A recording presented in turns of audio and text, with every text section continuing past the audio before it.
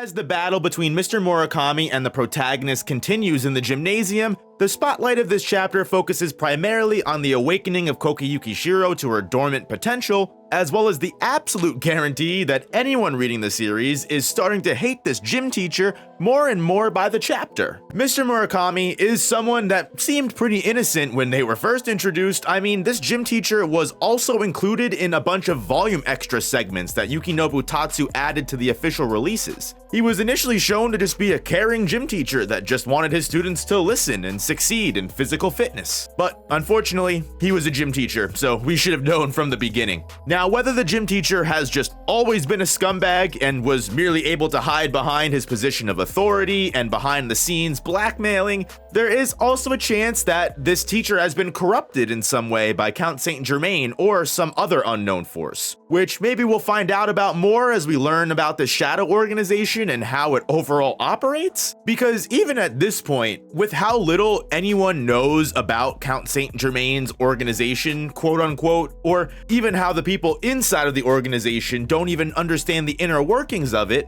it's really all just one big unknown. It does seem, however, that Mr. Murakami is a little bit more aware than most of the other members, especially with how he seems to be willing to blackmail Miss Adachi. The power is definitely going to Bro's head. And we also know Miss Adachi is in on the Kozuka knife operation as well. We do know that a lot of the organization members don't even know who the other members are, so who knows if Mr. Murakami is blackmailing Adachi because he knows she's on his side, or he's just a dickhead in general. It is completely possible that Mr. Murakami just let everything go to his head, has bitten off way more than he could chew, and is just completely jaded by all of this power that he's been given. But honestly, I don't think this guy deserves a benefit of the doubt, because just based off of this little meathead personality we see him in and his other negative aspects of his character when he's more than willing to force himself on Miss Adachi just by offering to pay her mother's medical bills. Just another form of blackmail. Guy is getting really fucking cocky. So I'm more than willing to believe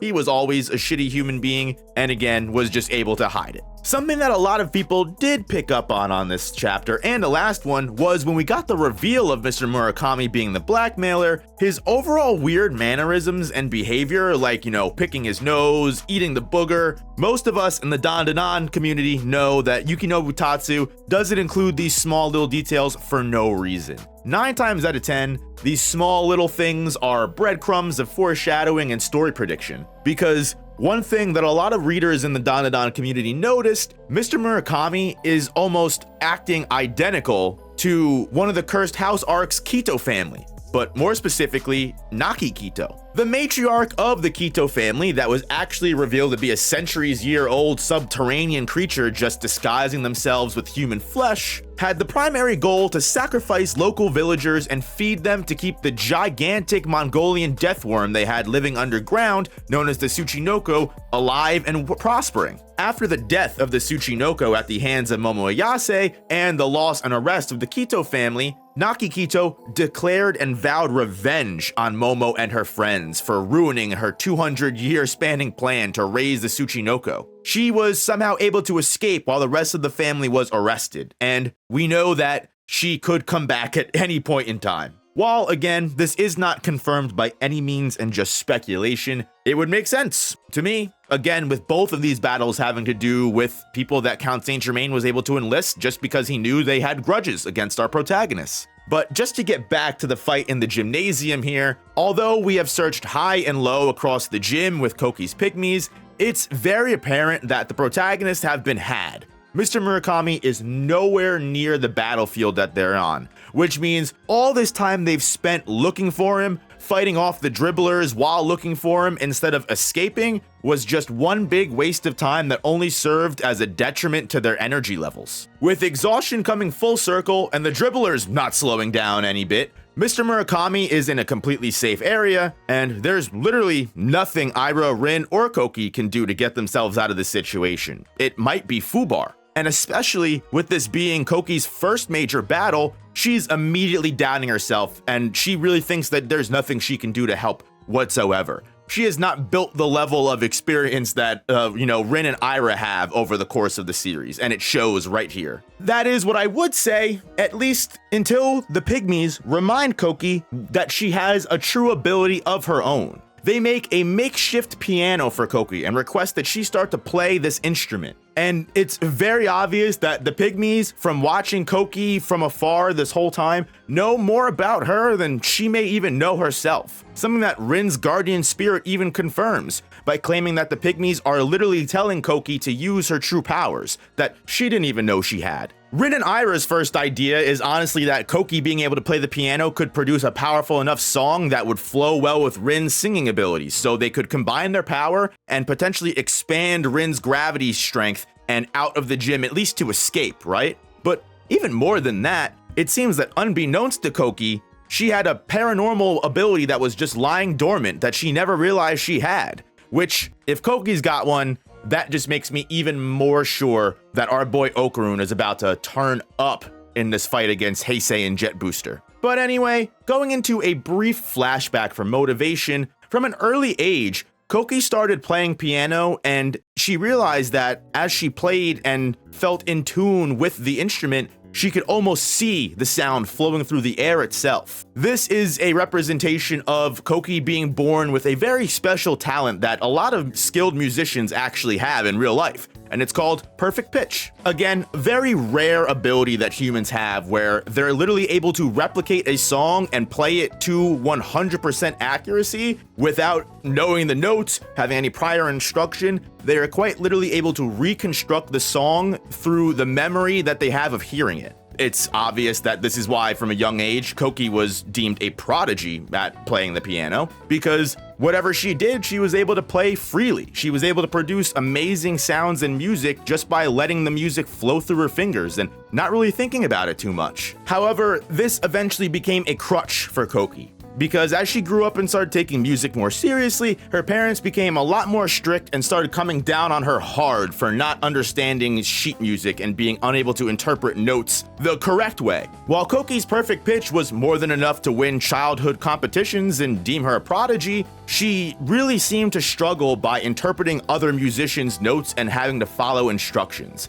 Being restricted and limited to the songs she could create ended up hurting her and her ability more than having freedom and being able to produce whatever she wanted did. It almost seemed like her innate talent would quite literally leave her body, as all of these free-flowing sounds that were previously moving all around her were drowned out by what seemed to be the depths of a dark and underwater ocean. Coupling all of this with her parents' neglect, anger, and her social outcasting, it created a very traumatic scenario around the piano that basically made it impossible for Koki to find what made playing piano so fun in the first place. Forcing her into a box and having to play according to someone else's rules wasn't fun for Koki. It wasn't what she got into piano for, and it resulted in lower quality performance, placing Koki in a rut that she wasn't able to shake off and basically change the trajectory of her life. I mean, let's be honest, her terrible parents didn't help. They should have inspired and helped her child instead of, kicking her while she was down. But thankfully, even in real life, sometimes you just need to hear the right words. Even if they don't come from the people you need to hear it from, sometimes just hearing them is more than enough. And it's here that we get one of the most inspiring speeches from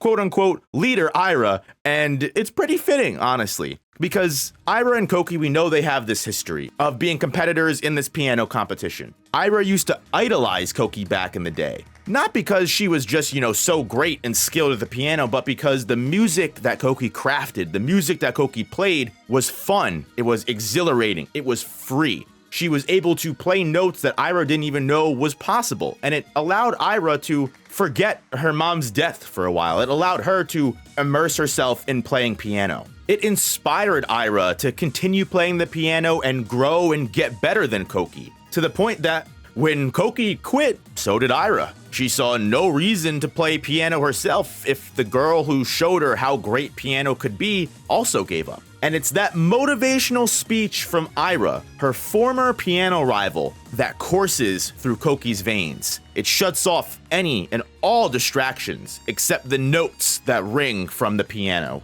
Koki is eventually, using this advice, able to lock in and discover her lost passion for pitch-perfect improvisation. Koki releases a heart-wrenching orchestral rendition that strikes into the hearts and souls of those who hear it. Upon hearing Koki's tune, Ira and Rin are forced to shudder from the vibrations and frequency. Instead of Rin's singing ability being amplified, she's shook by Koki's rhythm. It's Mai, Rin's guardian spirit, that confirms for us here. Koki isn't using her music to expand Rin's power. She's not using her music to help control her pygmies. In actuality, Koki has just awakened to her own supernatural ability, and that is the effect that's being felt. This frequency that rings out is of Koki's own creative design, not held back by any limitations, her parents, her social outcasting, but just letting the music flow freely. And as it oscillates all the way across the town, soon flies everywhere begin to lose controls of themselves, twisting and contorting to Koki's rhythm, and eventually coming together and conjuring a massive swarm of insects